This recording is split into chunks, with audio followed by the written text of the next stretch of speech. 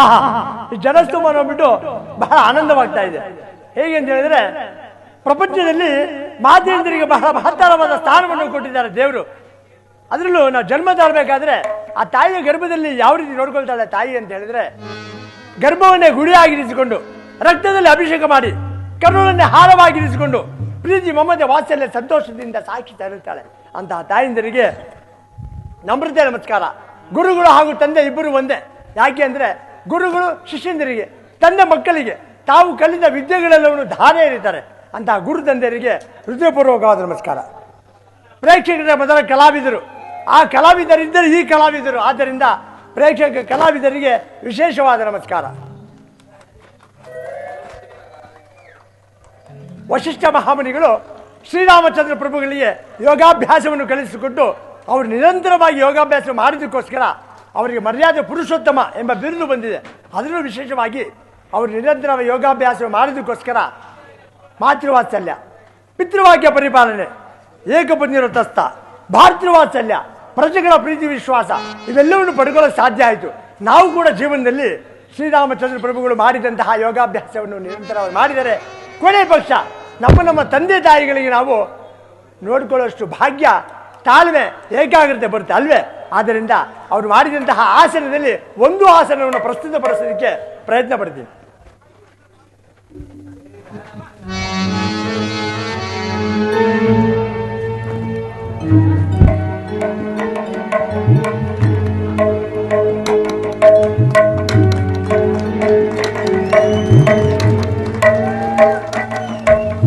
ಆಹಾ, ಯೋಗಾಭ್ಯಾಸ ಮಾಡಿಬಿಟ್ರೆ ಮೈಯಲ್ಲಿರೋ ನರನಾಡಿಗಳು ಎಚ್ಚೆತ್ಕೊಂಡ್ಬಿಡುತ್ತೆ. ಹೇಗೆ ಅಂದ್ರೆ ತಾವು ಕುಳಿತಿದ್ದ ಜಾಗದಲ್ಲೂ ಯೋಗಾಭ್ಯಾಸ ಮಾಡಬೇಕು. ಹೇಗೆ ಅಂದ್ರೆ ಮನುಷ್ಯನಲ್ಲಿ 72,000 ನರನಾಡಿಗಳು ಓಡಾಡ್ತಾ ಇರುತ್ತೆ. ತಾವು ಕುಳಿತಿದ್ದ ಜಾಗದ ಯೋಗಾಭ್ಯಾಸ ಮಾಡ್ಬೋದು ಅಂದ್ರೆ ಇಲ್ಲಿಂದ ಪ್ರಾರಂಭ ಆಗುತ್ತೆ ನರನಾಡಿಗಳು.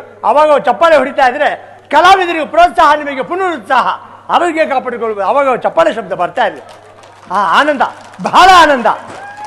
ನಮ್ಮ ಗುರುಗಳು ಹೇಳಿಕೊಟ್ಟ ಪಾಠವನ್ನೆಲ್ಲ ತಮ್ಮ ಮುಂದೆ ಪ್ರಸ್ತುತಪಡಿಸಿದ್ವಿ. ಅದು ಕೇಳಿದ್ರೆ ಹೇಳಿಬಿಟ್ಟು ಗುರುಗಳು ಏನಯ್ಯ, ನಾನು ಹೇಳಿಕೊಟ್ಟ ವಿದ್ಯಾಭ್ಯಾಸವನ್ನೆಲ್ಲ ಪ್ರದರ್ಶನ ಮಾಡಿದ್ಯಾ? ಹೌದು ಗುರುಗಳೇ, ವಿದ್ಯಾಭ್ಯಾಸ, ಶಾಸ್ತ್ರಾಭ್ಯಾಸ, ಯೋಗಾಭ್ಯಾಸ ಇವೆಲ್ಲವನ್ನು ಪ್ರಸ್ತುತಪಡಿಸ್ಬಿಟ್ಟೆ. ಅದಕ್ಕೆ ಅಲ್ವಾ ನೀನು ನನ್ನ ಪಟ್ಟ ಶಿಷ್ಯ ಅಂತ ಇಟ್ಕೊಂಡಿರೋದು? ವಿಚಾರ ಗೊತ್ತಿಲ್ವಲ್ಲ?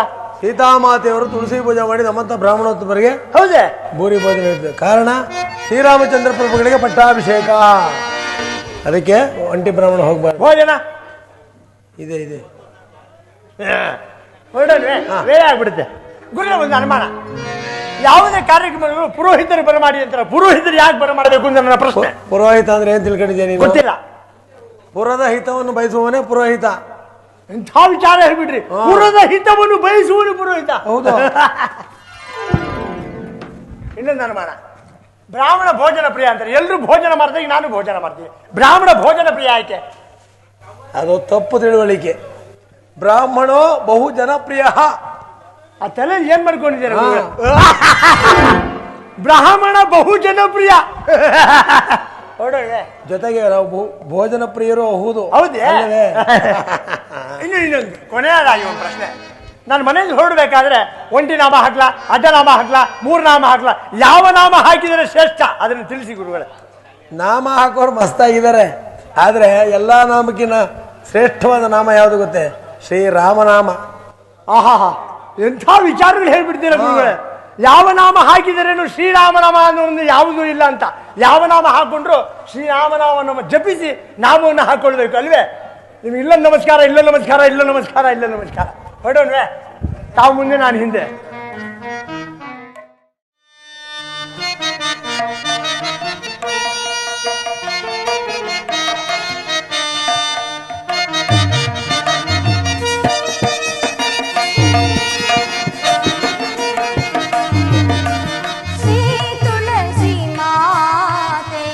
शुभमये गाये श्री तुलसी माते, शुभमये गाये शुभो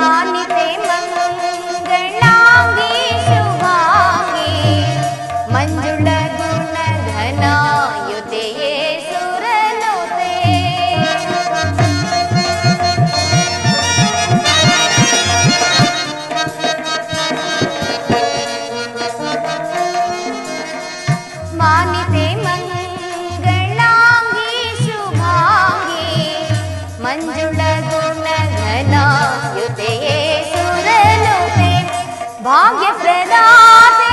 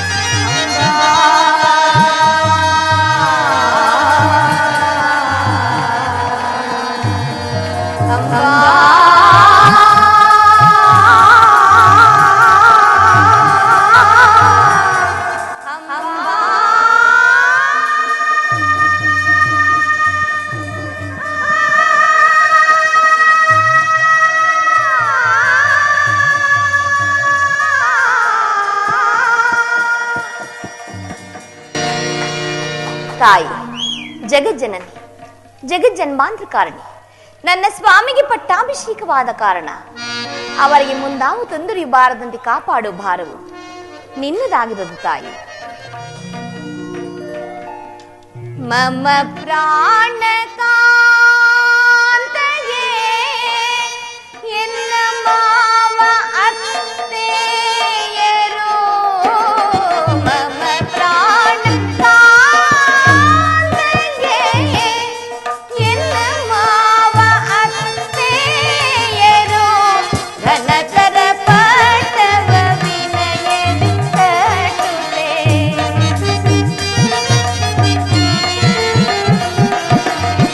ಘನತರ ಪಟವ ವಿನಯದಿ ಕಟುತೆ ಘನತರ ಪಟವ ವಿನಯದಿ ಕಟುತೆ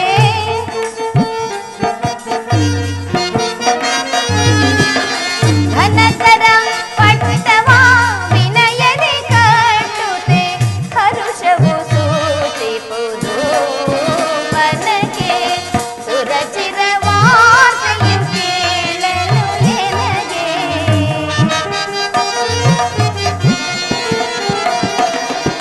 ಸುರಚಿರ ವಾರ್ತೆಯು ಕೇಳಲು ಎನಗೆ ಹರುಷವು ಸೂಚಿಪುದು ಮನಗೆ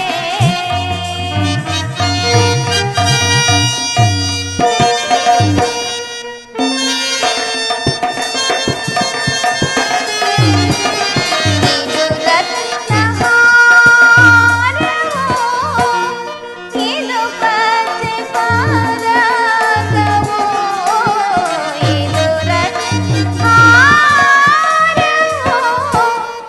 ಇದು ಪಂಚೆ ಪದಕವೋ ಹರುಷದಿ ನೀಡುವೆ ಭೂಸುರರಿಗೆ ನಾ ಪೂಜರಿ ಹರುಷದಿ ನೀಡುವೆ ಭೂಸುರರಿಗೆ ನಾ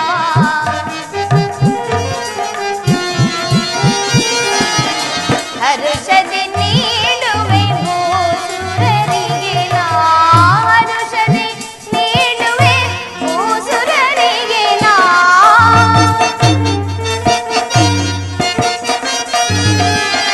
ಹರುಷದಿ ನೀಡುವೆ ಭೂಸುರರಿಗೆ ನಾ ಹರುಷವು ಸೂಚಿಪುದು ಮನಗೆ ಸುರಚಿರ ವಾರ್ತೆಯು ಕೇಳಲು ಎನಗೆ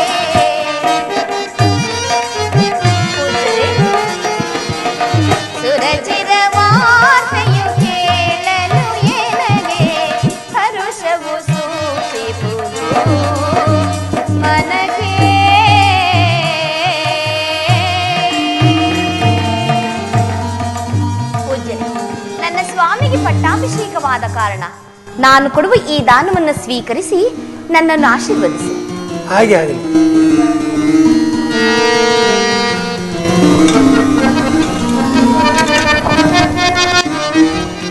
ಶತಮಾನಂ ಭವತಿ ಶತಾಯುಷಾಯುಷೇವೇಂದ್ರೇ ಪ್ರತಿಷ್ಠಿತತೆ ದೀರ್ಘ ಸುಮಂಗಲೀ ಭವ ದೀರ್ಘಾಯುಷ್ಮಾನ್ ಭವ ಸಕಲ ಇಷ್ಟಾರ್ಥ ಪ್ರಾಪ್ತಿರಸ್ತು.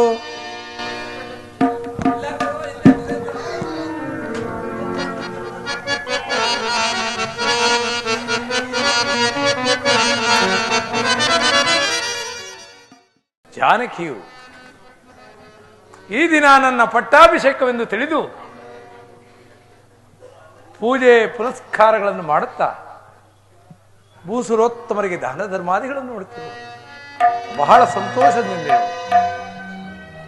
ಇಂತಹ ಸಂತೋಷ ಸಮಯದಲ್ಲಿ ನನಗೆ ಒದಗಿ ಬಂದಿರುವ ಅರಣ್ಯವಾಸದ ವಿಚಾರವನ್ನು ಹೇಗೆ ತಲೆ ತಿಳಿಸಲಿ?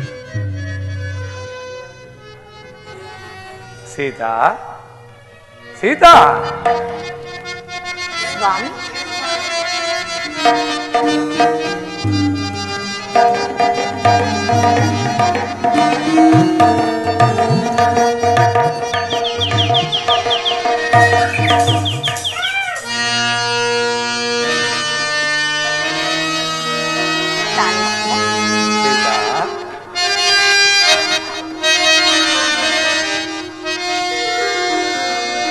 ಭುವನ ವನಿತೆ ಮುಡಿದ ಮಲ್ಲಿಗೆಯೋ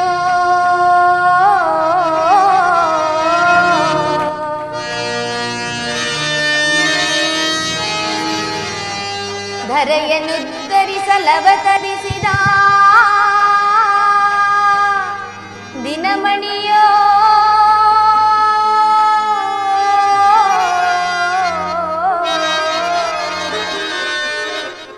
ರಾಮ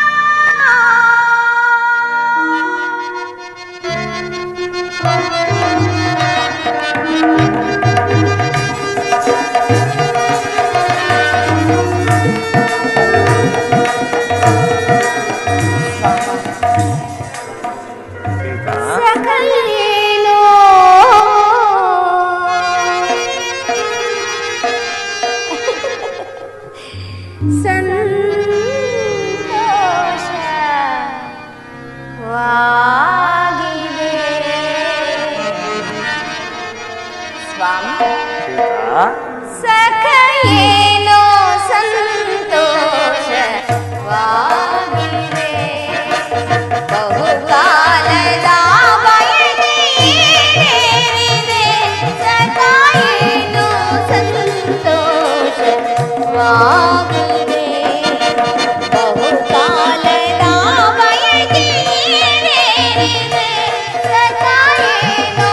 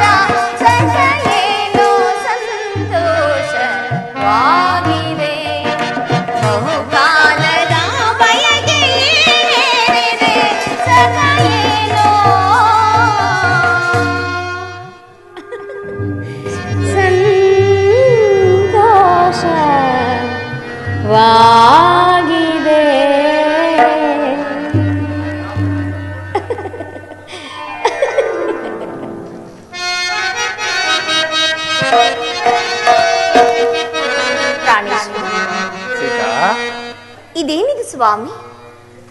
ನಿಮ್ಮ ಪಟ್ಟಾಭಿಷೇಕ ಅರಳಿದ ಕೆಂದಾವರಿಂತಿರಬೇಕಾದ ಈ ನಿಮ್ಮ ಮುಖಕಮಲವು ಈ ರೀತಿ ಕಳೆಗುಂದಿರಲು ಕಾರಣವೇನು ಸ್ವಾಮಿ? ಸೀತಾ, ಲೋಲನೆ ಚಿಂತೆಯ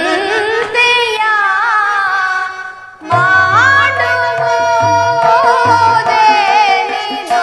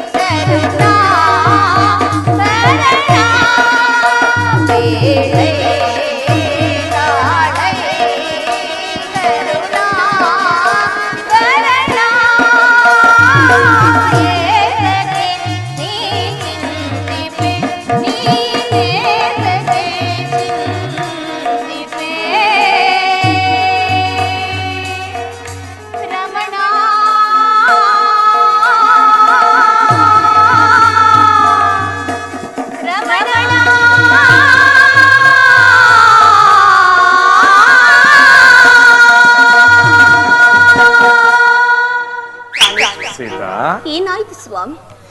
ಅದೇನೆಂಬುದನ್ನು ನನ್ನೊಡನೆ ತಿಳಿಸಬಾರದು.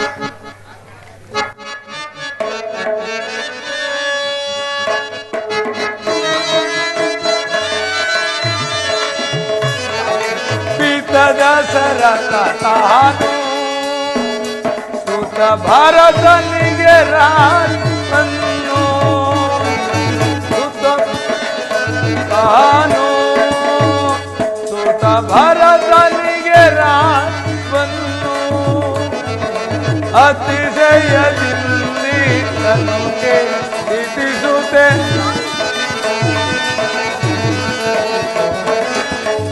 ಅತಿಶಯದಲ್ಲಿ ತನಗೆ ಇತಿಸು ಏನ ಬೇಳಲ್ಲಿ ಸರಸಿರುವ ಮುಖಿಯೇ ಏನ ಬೇಳಲ್ಲಿ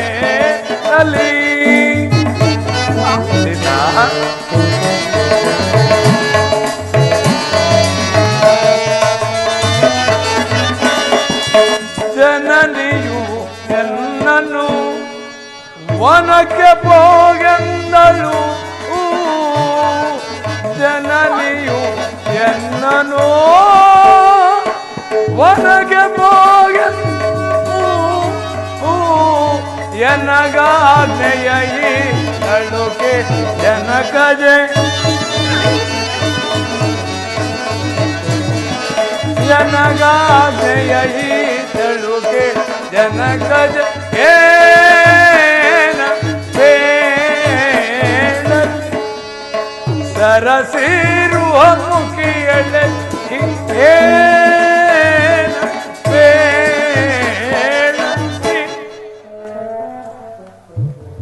ಸೀತಾ, ಸ್ವಾಮಿ, ಏನೆಂದು ಹೇಳಲಿ? ಹಿಂದೆ ದೇವಾಸುರರ ಯುದ್ಧದಲ್ಲಿ ಮಾತೆಯಾದ ಕೈಕಾದೇವಿಯರು ಮಾಡಿದ ಸಹಾಯಕ್ಕೆ ಮೆಚ್ಚಿ ಜನಕನು 2 ವರಗಳನ್ನು ಕೊಟ್ಟಿದ್ದನಂತೆ. ಅವುಗಳನ್ನು ಈಗ ಕೇಳಿಕೊಂಡಿರುವ ಏನೆಂಬುದಾಗಿ? ಮೊದಲನೇ ವರಕ್ಕೆ ಈಗ ನಿಶ್ಚಯವಾಗಿರುವ ಪಟ್ಟಾಭಿಷೇಕವನ್ನು ತಪ್ಪಿಸಿ ತನ್ನ ಮಗನಾದ ಭರತನಿಗೆ ಕಟ್ಟಬೇಕೆಂತಲೂ, ಸ್ವಾಮಿ, ಇನ್ನು 2ನೇ ವರಕ್ಕೆ ನಾನು ಜಟಾವಲ್ಕಲ ಧಾರಿಯಾಗಿ ಪುರಪ್ರವೇಶವಿಲ್ಲದೆ ಮುನಿವೃತ್ತಿಯಿಂದ 14 ವರ್ಷ ವನವಾಸವನ್ನು ಮಾಡಬೇಕೆಂದು ಹೇಳಿಕೊಂಡ. ಸೀತಾ, ಸ್ವಾಮಿ, ವನವಾಸಕ್ಕೆ ನಾನು ಬಹುಬೇಗ ತೆರಳಬೇಕಾಗಿದೆ. ನೀನು ಇಲ್ಲಿಯೇ ಇದ್ದು ನಿನ್ನ ಅತ್ತೆ ಮಾವಂದಿರ ಸೇವೆಯನ್ನಾದರೂ ಮಾಡಿಕೊಂಡಿರು. ಇಲ್ಲವೇ ನಿನ್ನ ತಂದೆಯಾದ ಜನಕರಾಜನ ಆಸ್ಥಾನಕ್ಕೆ ಹೋಗಿ ಅಲ್ಲಿ ಆದರೂ ಸುಖವಾಗಿರು. ನಾನು 14 ವರ್ಷಗಳ ವನವಾಸವನ್ನು 14 ದಿನಗಳೋಪಾದಿಯಾಗಿ ಮುಗಿಸಿಕೊಂಡು ಬಹುಬೇಗ ಹಿಂತಿರುಗುತ್ತೇನೆ. ಪ್ರಾಣೇಶ್ವರ ಸ್ವಾಮಿ, ಪತಿಯ ಸನ್ನಿಹ ಸತಿಗೆ ಸುಖ ಸ್ವರ್ಗ ಸೋಮಾನ.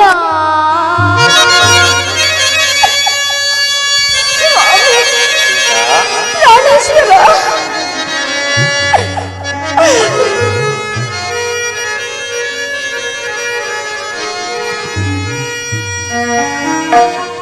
ಪತಿಯ ಸನ್ನಿಹ ಸತಿಗೆ ಸುಖ ಸ್ವರ್ಗ ಸೋಪಾನ. ಪತಿಯ ಸನ್ನಿಹ ಸತಿಗೆ ಸುಖ ಸ್ವರ್ಗ ಸೋಪಾನ. ದೊರೆಯೇ ಪರಿಯ ಕೇಳಿ ಕಠಿಣ.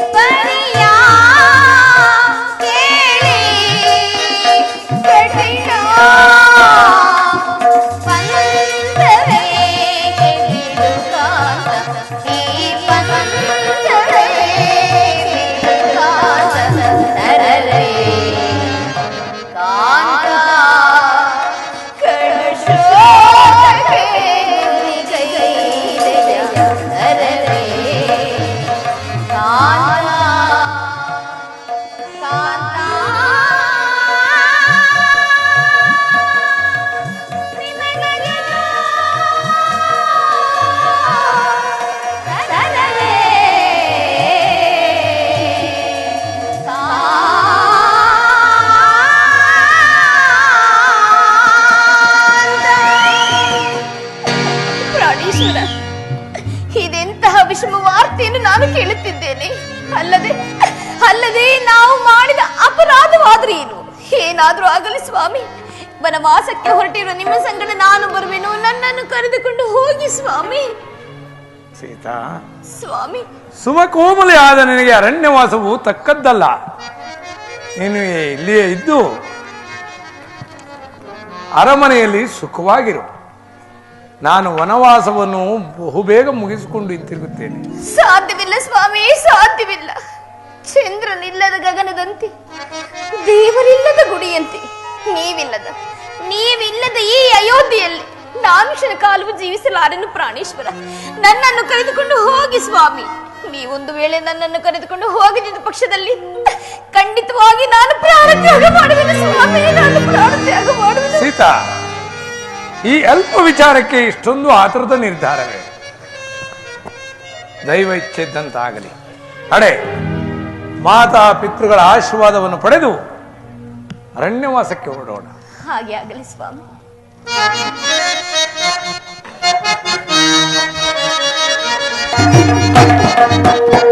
ಅಗ್ರಜ, ನಮಸ್ಕರಿಸುವೆನು. ಲಕ್ಷ್ಮಣ, ನಿಮಗೆ ಮಂಗಳವಾಗಲಿ. ಅಣ್ಣ, ಈ ದಿನ ನಿಮ್ಮ ಪಟ್ಟಾಭಿಷೇಕವೆಂದು ಪಟ್ಟಣದಲ್ಲಿ ಪ್ರಜೆಗಳೆಲ್ಲರೂ ಸಂತೋಷ ಭರಿತರಾಗಿರು. ಹೀಗಿರುವಾಗ ಖಿನ್ನ ಮನಸ್ಕರಾಗಿ ಮಾದೇ ಸಂಗಡ ಪಾದಚಾರಿಯಾಗಿ ಬರಬೇಕೆ? ಏಕಣ್ಣ, ಹೇಳಿ ಕಲಿಸಿದರೆ ನಾನೇ ರಥವನ್ನು ತೆಗೆದುಕೊಂಡು ಬರುತ್ತಿದ್ದನಲ್ಲ. ಇಲ್ಲ ಲಕ್ಷ್ಮಣ, ಇಂದಿನಿಂದಲೇ ನಾನು ಪಾದಚಾರಿಯಾಗಿ ಸಂಚರಿಸಬೇಕೆಂದು ನಿರ್ಧರಿಸಿದ್ದೇನೆ. ಅದು ಅಲ್ಲದೆ ನನ್ನ ಪಟ್ಟಾಭಿಷೇಕವು ನಡೆಯುತ್ತಿಲ್ಲ. ಅಂದರೆ ನಿಮ್ಮ ಮಾತಿನ ಅರ್ಥ? ಮಾತಿನ ಅರ್ಥ, ಇಂದು ದೇವಾಸುರರ ಯುದ್ಧದಲ್ಲಿ ಮಾತೆಯಾದ ಕೈಕಾದೇವಿಯರು ಮಾಡಿದ ಸಹಾಯಕ್ಕೆ ಮೆಚ್ಚಿ ಜನಕನು 2 ವರಗಳನ್ನು ಕೊಟ್ಟಿದ್ದರು. ಏನೆಂಬುದಾಗಿ? ಅವುಗಳನ್ನು ಈಗ ಕೇಳಿಕೊಂಡಿರುವುದು. ಮೊದಲನೇ ವರಕ್ಕೆ ಈಗ ನಿಶ್ಚಯವಾಗಿರುವ ಪಟ್ಟಾಭಿಷೇಕವನ್ನು ತಪ್ಪಿಸಿ ಆಕೆಯ ಮಗನಾದ ಭರತನಿಗೆ ಪಟ್ಟ ಕಟ್ಟಬೇಕೆಂತಲೂ, ಇನ್ನು 2ನೇ ವರಕ್ಕೆ ನಾನು ನಾರುಮುಡಿಯನ್ನು ಹುಟ್ಟು ಜಟಾವಲ್ಕಲಧಾರಿಯಾಗಿ ಮುನಿವೃತ್ತಿಯಿಂದ ವನವಾಸವನ್ನು ಮಾಡಬೇಕೆಂದು ಕೇಳಿಕೊಟ್ಟೆ. ಅಣ್ಣ, ಸಾಕೇತ ಪುರಿ ಪರಿಸರವೇ,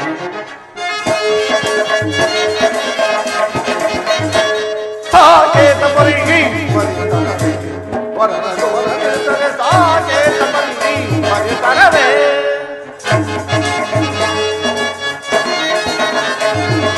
ನೀನೆ ಮಾತನಾಡುವಂತ ದುರ್ಲಭ ಸಿಗವನ್ನು ತಡೆಯದೆ ಬಿಡಲಾಂ. ನೀನೆ ಮಾತನಾಡುವಂತ ದುರ್ಲಭ ಸಿಗವನ್ನು ತಡೆಯದೆ ಬಿಡಲಾಂ. ಸಾಕೇತ ಪುರಿ ಪರಿಸರವೇ, ವರದನು ವರದಿರುತ್ತಾರೆ ಸಾಕೇತ ಪುರಿ ಪರಿಸರವೇ. ಅಣ್ಣ, ರಾಮಕಾಂಡ ಸೇರಿ ಭರತ ಸುಗದನು ರಾಜ್ಯವನ್ನಾಡುವುದೇ. ರಾಮಕಾಂಡ ಸೇರಿ ಭರತ ಸುಗದನು ರಾಜ್ಯವನ್ನಾಡುವುದೇ. ಪುಲಿತನ ಮುಂದಾಗಿರಲಿ ಪರಿಯಲಿ. ಪುಲಿತನ ಮುಂದಾಗಿರಲಿ ಪರಿಯಲಿ. ಸಾತನಾಡಿದಂತ ಮಾತು ನಡೆಸಿ ಸಾಕೇತ ಪುರಿ ಪರಿಸರವೇ, ವರದನು ವರದಿರುತ್ತಾರೆ ಸಾಕೇತ ಪುರಿ ಪರಿಸರವೇ. ನೀನು ಅರಣ್ಯಕ್ಕೆ ಹೋಗಲೇಕು. ಮಹಾಮಾತ್ಸರ್ಯ ವಿಷಭರಿತ ಕೋಳ ಸರ್ಪಿಣಿ ಆ ಕೈಕೆಗೆ ಮೋಹವೆಂಬು ವಿಷವು ತಲೆಗೇರಿ ಮುಂದಾಲೋಚನೆ ಇಲ್ಲದೆ ವಾಗ್ದಾನ ಮಾಡಿದ ವೃದ್ಧ ತಂದೆಯ ಮಾತನ್ನು ನೀವು ನಡೆಸಲೇಕೂಡದಲ್ಲ, ನಡೆಸಲೇಕೂಡದು. ನಿಮಗೆ ಒಲಿದು ಬಂದ ರಾಜ್ಯಲಕ್ಷ್ಮಿಯನ್ನು ತಿರಸ್ಕರಿಸಿ ಅರಣ್ಯವಾಸಕ್ಕೆ ಹೋಗುವುದೇ? ಬೇಡವಣ್ಣ, ಬೇಡ. ಕೀರ್ತಿ ಪರಾಕ್ರಮಗಳಿಗೆ ಪ್ರಜಾರಂಜಿತನಾದ ಜ್ಯೇಷ್ಠ ಪುತ್ರನನ್ನು ಅಡವಿಗಟ್ಟಿ ಕನಿಷ್ಠ ಪುತ್ರನಿಗೆ ಪಟ್ಟಾಭಿಷೇಕ ಮಾಡುವುದು ಯಾವ ಧರ್ಮವಣ್ಣ? ಯಾವ ಧರ್ಮ? ಧರ್ಮ ಮಾರ್ಗವನ್ನು ನಡೆಯುವಾತನು ಶ್ರದ್ಧೆಯಾಗಲಿ ಗುರುವಾಗಲಿ ಶಿಕ್ಷಣವೆಂದು ಶಾಸ್ತ್ರವೇ ಹೇಳಿರು. ಕಿರಿಯ ಹೆಂಡತಿ ಮಾತಿಗೆ ಮನಸೋತು ನಿರಾಪರಾಧಿಯ ನಿಮಗೆ ಶಿಕ್ಷವಿಸುವ ತಂದೆಯಾದರೂ ಶಿಕ್ಷಾರ್ಹನಲ್ಲವೇ? ಆಜ್ಞಾ ಭಂಗಂ ನರೇಂದ್ರ ದಂಡಂ ಎಂಬ ಆಯೋಕ್ತಿಯಂತೆ ಈಗ ನೀವು ತಂದೆಯ ಮಾತನ್ನು ಧಿಕ್ಕರಿಸಲೇಬೇಕಣ್ಣ, ಧಿಕ್ಕರಿಸಲೇಬೇಕು. ಶಾಂತಂ ಮಾನವಿಲ್ಲದ ಗೀನ ಕೈಕೆಯ ಅಣ್ಣ, ಮಾನಗಿಲ್ಲದ ಗೀನ ಕೈಕೆಯ ಜಾಣತನವನು ಎನ್ನ ಬೇರೆ ಕಣ್ಣ ನೀನ ಮಾತನು. ಅಣ್ಣ,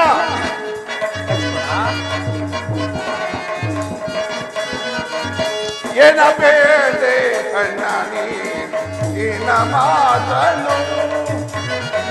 ಸುಂದರಿ ಆ ಕೈಗೆಂದು ತಾನು ತಿಳಿಯುತ್ತ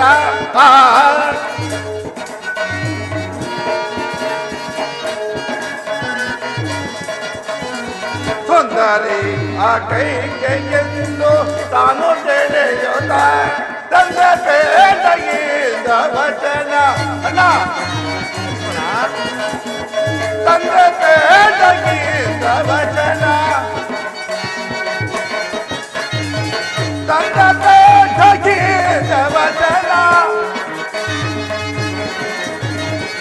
ಸಂಗತೆ ಅನ್ನಬಾರದೆ. ಏನ ಬೇರೆ ಏನ ಮಾತಾಡೋ ಏನ ಮಾತಾಡೋ. ಅಣ್ಣ, ನನಗೆ ಆಜ್ಞೆಯನ್ನು ಕೊಡು.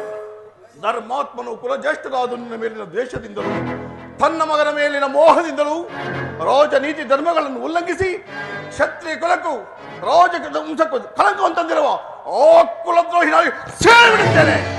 ಶಾಂತನಾಗು ಸಹೋದರ, ಶಾಂತಂ ಪಾಪ. ತಂದೆಯ ವಚನವನ್ನು ಪಾಲಿಸುವುದು ಪಿತೃರಾದ ನಮ್ಮ ಕರ್ತವ್ಯವಲ್ಲವೇ? ನೀನಿಲ್ಲೇ ಇದ್ದು ಅದರಂತೆ ನಾನು ಈ ದಿನವೇ ವನವಾಸಕ್ಕೆ ಹೊರಟಿರುವೆನು. ನೀನು ಇಲ್ಲಿಯೇ ಇದ್ದು ಭರತನಿಗೆ ರಾಜ್ಯಭಾರಕ್ಕೆ ಸಹಾಯಕರಾಗಿರು. ಅಣ್ಣ, ನಾನು ನಿನ್ನ ಒಂದು ಕ್ಷಣವೂ ಸಹ ಈ ಬಿಟ್ಟು ಜೀವಿಸಲಾರೆ. ನನ್ನ ಜೀವಿಸಲಾರೆ. ನಾನು ಸಹ ನಿನ್ನ ಸಂಗಡ ಬರುತ್ತೇನೆ. ಕರೆದುಕೊಂಡು ಹೋಗಣ್ಣ, ಕರೆದುಕೊಂಡು ಹೋಗು. ಹಾಗೆ ಅಣ್ಣ, ಸರಿಯೇ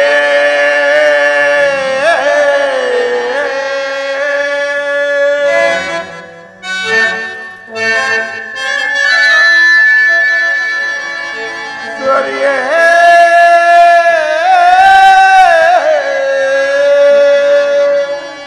ನೋಡು ತೋರಿಯುವುದು ದೊರೆಯೇ.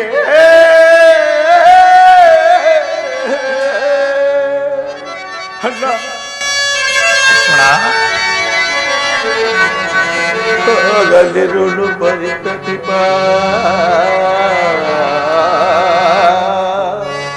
ಹಗಲಿರುಳು ಬರಿತ ದೀಪ ಪುರದ ಜನರ ತೋರೆಯುವುದು ಸರಿಯೇ.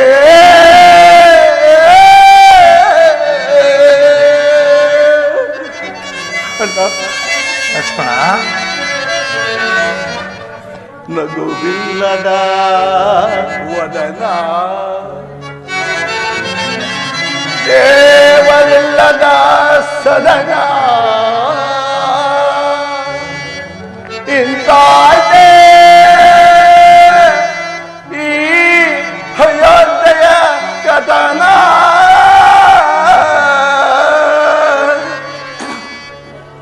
ರಾಮ ರಾಮ ರಾಮ ರಾಮ. ಅಣ್ಣ, ಮಾತಾಪಿತೃಗಳ ಸೇವೆ ಮಾಡಲು ಭರತ ಶತ್ರುಘ್ನರು ಮೇಲಾಗಿ ಕೈಗೆ ಸೀತೆ ಇರುವಾಗ ನಾನಿದ್ದ ಫಲವೇ. ನಾನು ಸಹ ನಿನ್ನ ಸಂಗಡ ಬರುತ್ತೆ. ಕರೆದುಕೊಂಡು ಹೋಗದಿದ್ದ ಪಕ್ಷದಲ್ಲಿ ಈ ನಿನ್ನ ಪಾದ ಸಾಕ್ಷಿಯಾಗಿಯೂ ನಾನು ಅಗ್ನಿ ಪ್ರವೇಶ ಮಾಡುವೆ. ನನ್ನ ಅಗ್ನಿ ಪ್ರವೇಶ ಮಾಡು. ಲಕ್ಷ್ಮಣ, ಏನು ಶಾಂತಲ್ಲ ಲಕ್ಷ್ಮಣ, ನಡೆ. ಮಾತಾಪಿತೃಗಳ ಆಶೀರ್ವಾದವನ್ನು ಪಡೆದು ನಾವು ಅರಣ್ಯವಾಸಕ್ಕೆ ಹೊರಡೋಣ.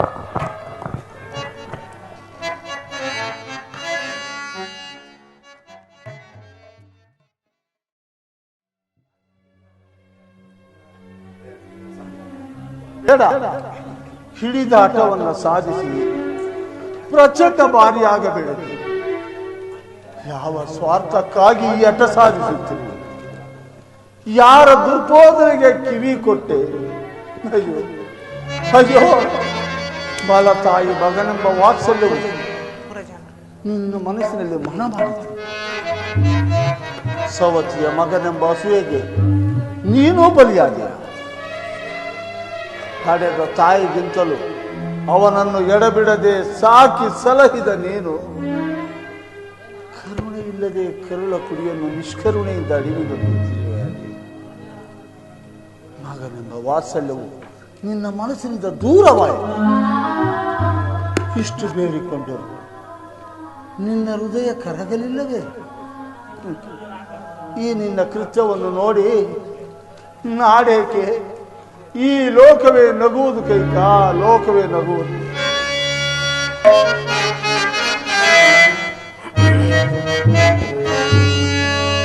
ನೋಡಿ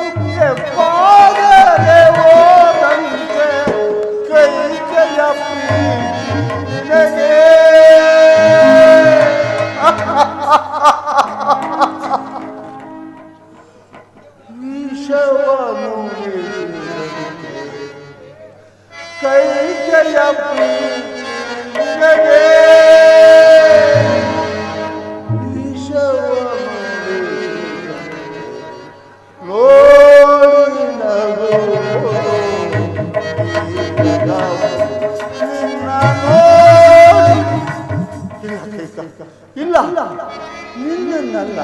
ಮತ್ತಾರನ್ನು? ಹೇ ಪಾಪಿ ದಶರಥ, ಹೇ ಪಾಪಿ ದಶರಥ, ನನ್ನ ನೋಡಿ ನಗುವುದು ಈ ಜಗವು, ಈ ಜಗವು, ಈ ಜಗವು.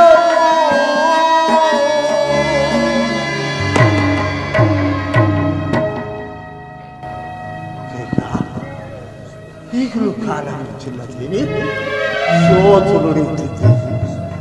ನಿನ್ನ ಮಗನಾದ ಬರಸರಿಗೆ ಈ ಕೋಸಲ ರಾಜ್ಯದ ಪಟ್ಟಾಭಿಷೇಕವನ್ನು ಮಾಡುತ್ತಿದ್ದೆ. ಆದರೆ ನನ್ನ ರಾಮನಿಗೆ ವನವಾಸವನ್ನು ಮಾತ್ರ ತಪ್ಪಿಸು. ಏಕೆಂದರೆ ಕೈಕಾ ಮುತ್ತು ರಕ್ತಗಳನ್ನು ಧರಿಸಿ ಪಟ್ಟ ಪೀತಾಂಬರಗಳನ್ನುಟ್ಟು ರತ್ನ ಖಚಿತವಾದ ಸಿಂಹಾಸನದ ಮೇಲೆ ಕುಳಿತುಕೊಂಡು ರಾಜ್ಯಭಾರ ಮಾಡಬೇಕಾಗಿದ್ದ ನನ್ನ ರಾಮನನ್ನು,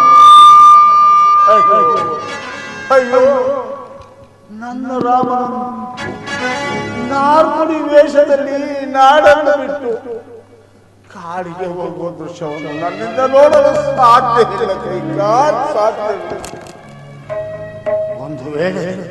ಒಂದು ವೇಳೆ ಆ ದೃಶ್ಯವನ್ನು ನಾನು ನೋಡಿದ್ದೆ ಆದರೆ ಒಂದು ಕ್ಷಣವೂ ಇದ್ದರೆ ಇಲ್ಲಿ ಬದುಕುವುದು. ಸೂರ್ಯವಂಶದ ಜ್ಯೋತಿಯನ್ನು ಉಳಿಸಿಕೊಳ್ಳುವುದೇನೇ ಉಳಿಸಿಕೊಡು. ಸಾಕು, ನಿಲ್ಲಿಸಿ ನಿಮ್ಮ ಗೋಳಾಟವನ್ನು. ಯಾರಲ್ಲಿ ರಾಮನನ್ನು ಬರಮಾಡಿ. ಈ ವೇದನೆಯನ್ನು ಹೇಗೆ ಸಹಿಸಲಿ ರಾಮಚಂದ್ರ?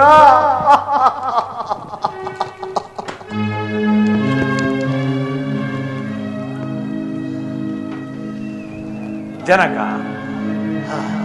ರಾಮಚಂದ್ರ ಕಂದ,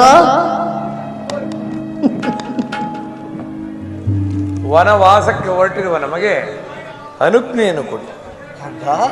ರಾಮಚಂದ್ರ, ನಿನಗೆ ವನವಾಸದ ಅನುಜ್ಞೆ? ನಿನ್ನ ನಗಲಿ ಒಂದು ಕ್ಷಣವೂ ಬದುಕಿಕೊಳ್ಳಲಾರೆ.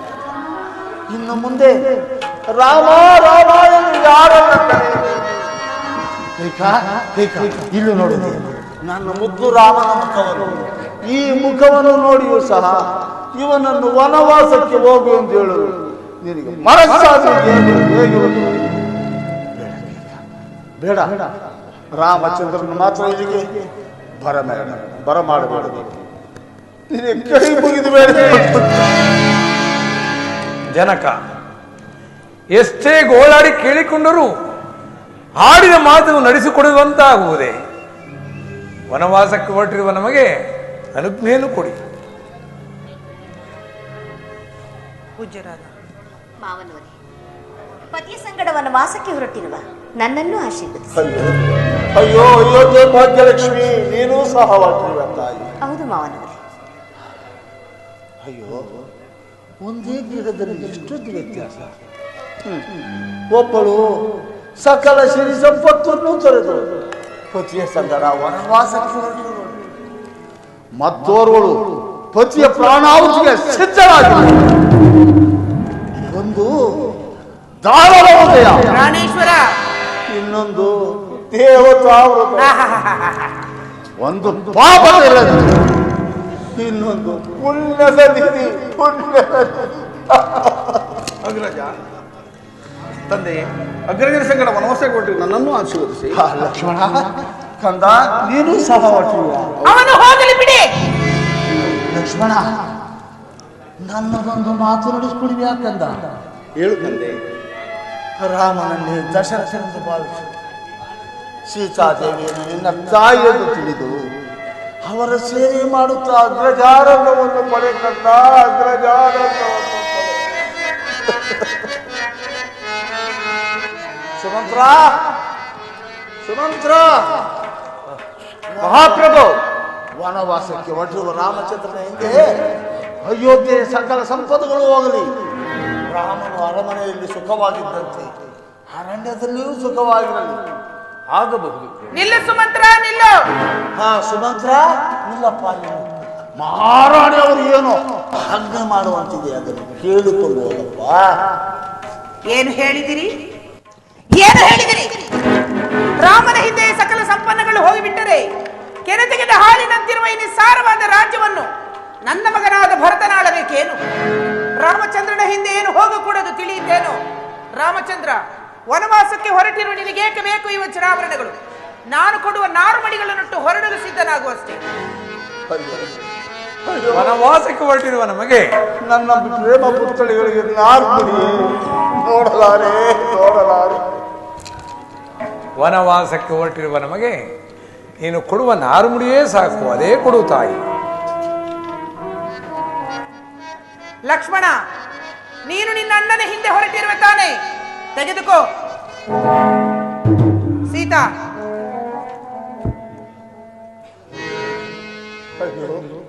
ನನ್ನ ಪ್ರೇಮ ಪುತ್ರರನ್ನು ಹಳೆಯ ಅರಣ್ಯಕ್ಕೆ ಕಳಿಸಿ ನೇಗಿ ತಿಳಿಸಿದೆ. ಇನ್ನು ಮುಂದೆ ರಾಮ ಲಕ್ಷ್ಮಣ ಎಂದು ಯಾರನ್ನು ಕರೆಯಲಿ ಕನ್ನ ಮಗಳಿನ?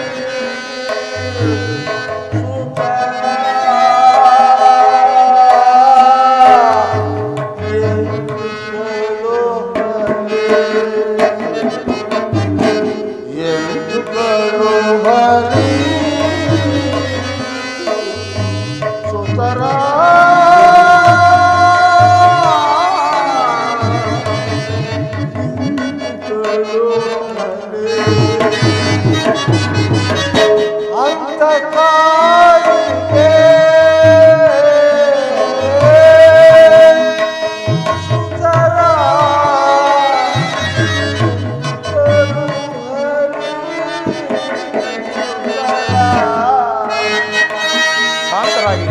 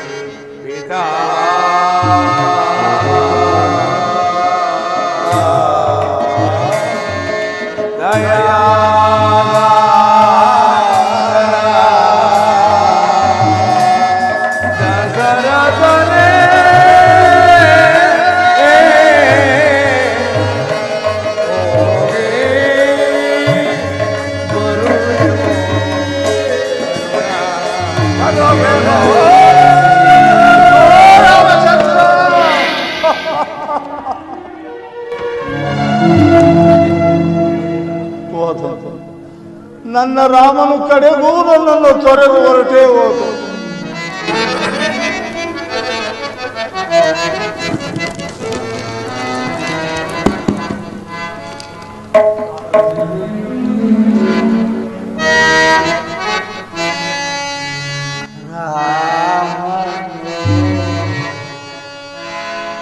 ತೋರಿದನೆ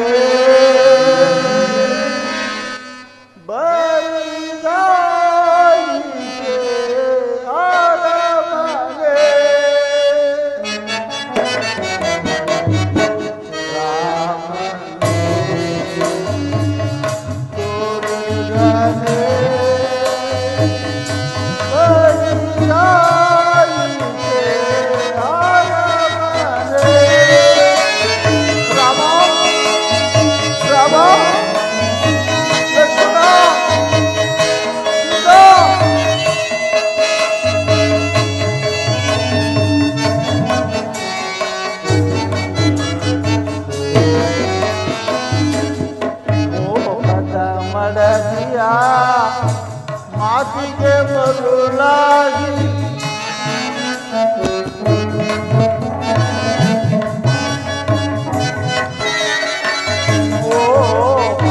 ಮಡದಿಯ ಮಾತಿಗೆ ಮಗುಳಾಗಿ ನಂದವ ಮತ್ತೆಂದು ನೋಡಲಿ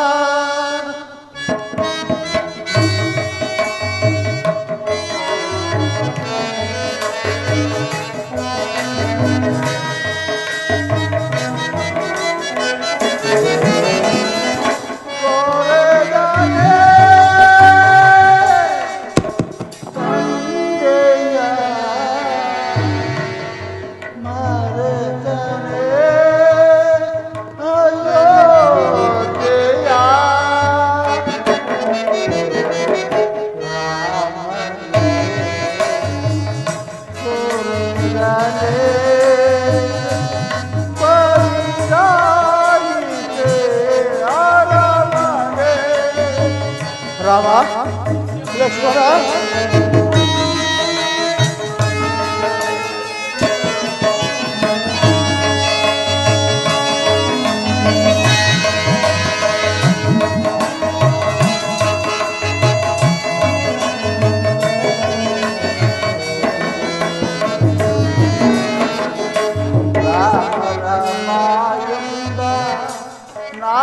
ನಾಮಸ್ಮರಣೆಯಿಂದ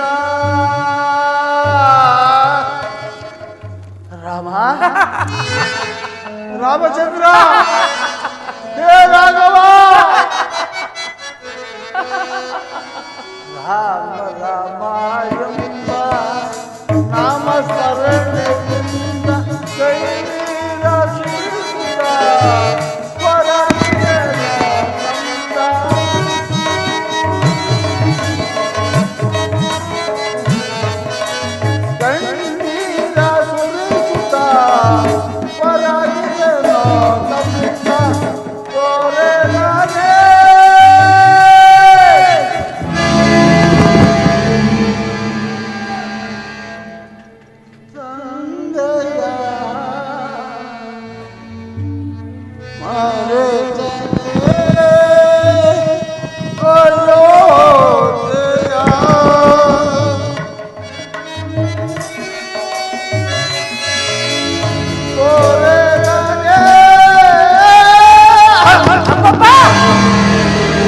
ಸಾಕು ನಿಲ್ಲಿಸಿ ನಿಮ್ಮ ಗೋಳಾಟವನ್ನು.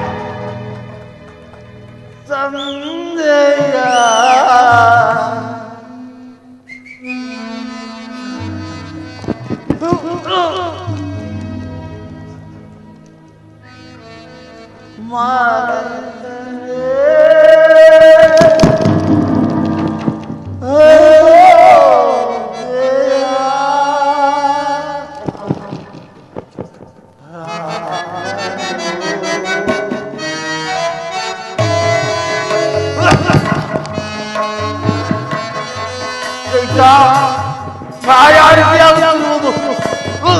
ಗಂಗೋತ್ಸವದೇವಿ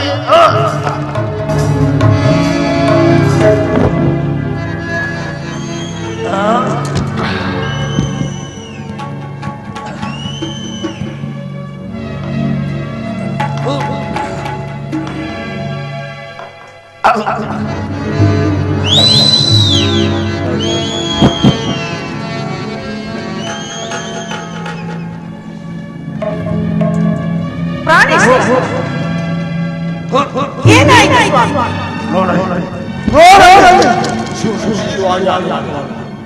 ಆರ್ಯಾವರ್ತದ ಗರತಿಯ ಜಗವ ರಚಿಸುವ ಬ್ರಹ್ಮ ತನ್ನ ತಲೆಯನ್ನು ತಾನೇ ಕಳೆದುಕೊಂಡು ಆಗರ್ತಿಯ ಪಾರ್ವತಿಯ ಶಾಪ ಸಾರಿ ಗ್ರಾಮದ ಸಿಲಿಯಾಗಿ ವಿದ್ಯೆಯನೋ ಮಹಾವಿಷ್ಣು ಆರ್ಯಾವರ್ತದ ಗರತಿಯ ಕರಕಬಲದ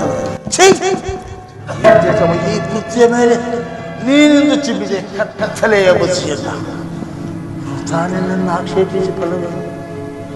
ಇದು ನನ್ನ ಪ್ರಾರಬ್ಧದ ಕರ್ಮ.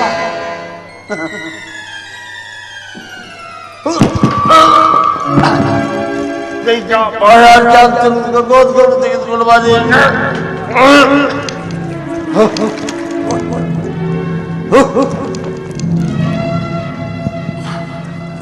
ಅದು ಅದು ರಾಮನು ಸಿಂಹಾಸನದ ಮೇಲೆ ಕುಳಿತುಕೊಂಡು ರಾಜ್ಯಭಾರ ಮಾಡುತ್ತಿದ್ದಾನೆ. ಅದು ರಾಮನ ಪಕ್ಕದಲ್ಲಿ ಸೀತಾ,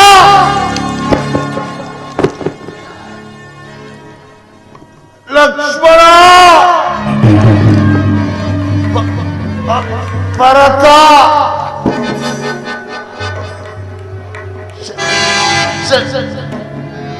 ಶತ್ರುಘ್ನ, ಪಾಪಿಯಾದ ಮನ್ನಿಸುವೆ ಕಂದ. ರಾಮಚಂದ್ರ, ರಾಮ.